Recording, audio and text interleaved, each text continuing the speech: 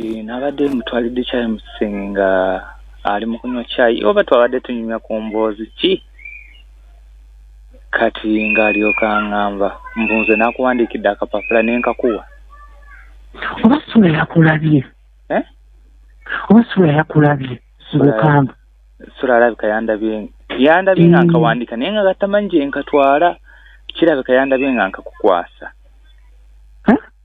kirabika yandabye nga nze nalowoozeza mu bantu babiri Sulaimaani ne Aisha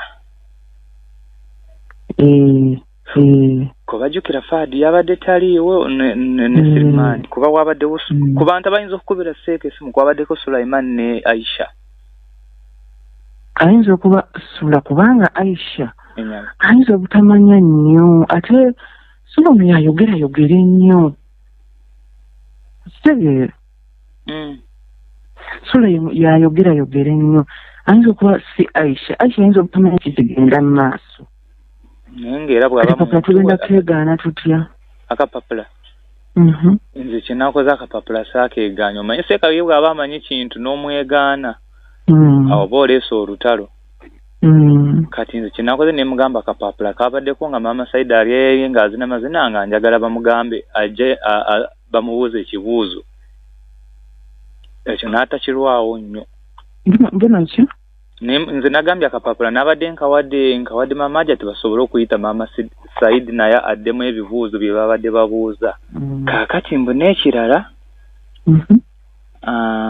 yayita maama Saidi n'abaako byamubuuza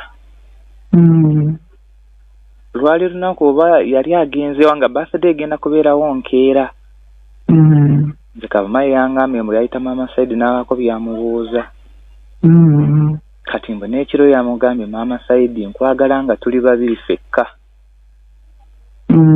nabye njagala okukubuuza kati mbu n'olwaleero ku makya akubidde maama Saidi kuba ye maama Saidi tamanyi kigenda mu maaso wakati wange naawe namukubira essimu n'agamba maama Saidi wasuze bulungi nti ye nti kye naggambye tokyerabira nkwagala tuli babiri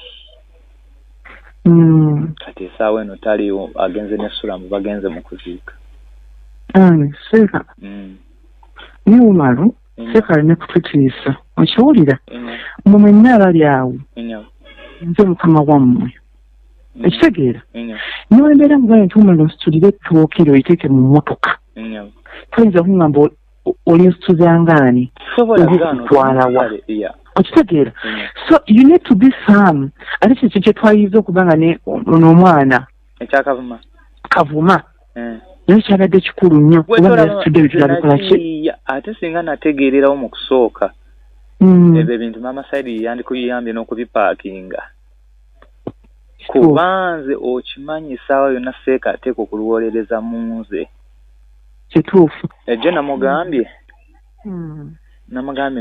nze Hajjati yasooka kumpa ensawo n'agamba ndimuteere mu motoka olwaddako enkera anti bwe yabadde ayogera ekiro n'essula ng'agamba muze nabadde mu luko lwakututte ne mugamba nedda nze Hajjati yampa nsawo emu lwazzeeko kavuma gwe n'alabye ng'atutte ensawo ateeka mu motoka mpozi ne byampise jjukira gyo we wampise kutwala zirira ebitenge yabadde mu kiigo ng'anaaba kirabika yawulidde ng'ompita ne mugamba Hajjati yazze mu kumpita ku makya okujja ziri ensawo z'ebitenge tewali birala kakati obuzibu bino bye naasembye okuteeka mu motoka ebyo maama Saidi yakitegedde kakati ebyo byennyini byolina okwekalizaako omugambe Sheikh nze singa wambuulirako ndi musajja mukulu ebyamakambi naye n'omulako omunene nfunye obuzibu ne Hajjati omugambe nze ebbanga lyemmaze omusiba nku Hajjati nkyanolye nti oba oliawo nandibadde nkola ki mwekengera nti bulijjo ndaba Hajjati apaakinga wano asitula kasi n'agenda enkoowe manya tuyogera ku kyalina gye ndi kuba atamanyi temujjo mulaba asitula kesi n'agenda oba aba n'akomawo nga naye wenyini wooli tonyeba ku kyankoowe ayinza okugjawo waneeno kyogamba tamanyi nti oli eyo simanyi kuba nze saamugambye kasi kyolina okukola n'ekirala Emotoka eyo inofuna wogi parking. Ebineme kubeera ku ssomero. Oba ebiri mu garage basibewo. Ine datu gwe bw'obeera beera mu kisenge ky'osibewo. Abaana obagambe wajja bamugambe toliiwo. Kino Paulo kijja kwogera. Abakusobe batubalina magezi. Wabazi ono omusirikale. Waliwo ekisirikale wano asikaali kyange. Nakyo osobola okukyadressinga. N'okinnyonnyola n'okigamba. But in number, in case he comes looking for me, I want to assure him. I'll talk to him family. Nina mukairamu mugambe seka. Give me time. Do some self-evaluation about yourself. Kwanyiriza and unyiziza emyaka mingi. I think I'm now a woman, not a girl. I need respect. I need respect for my children. Seka simundi gumunga avumira mu nyumba. Abana ngabanga mbasoro na budget. Salamu alaykum. Kati ko chwena kola gwe kalize ddala. Nolwaleo mwade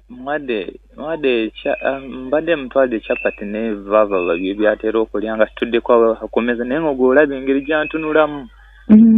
Akukutiisa by the way. Initially, okumwekiseka musajja mukulu.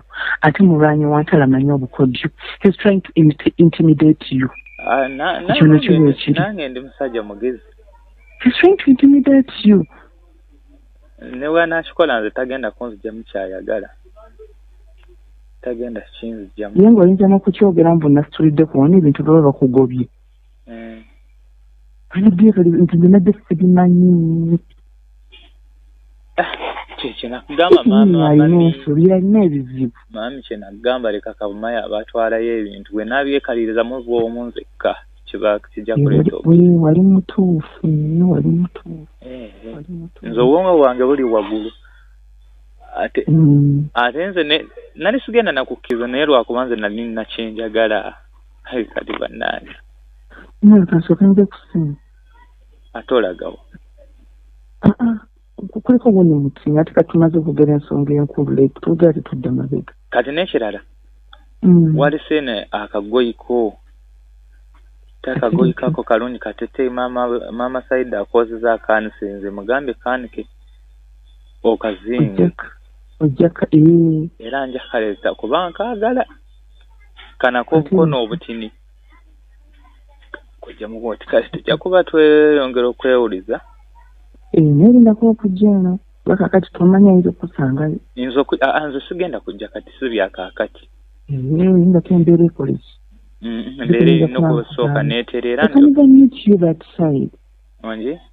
I can't even meet you. Atuweza n'abasitambula.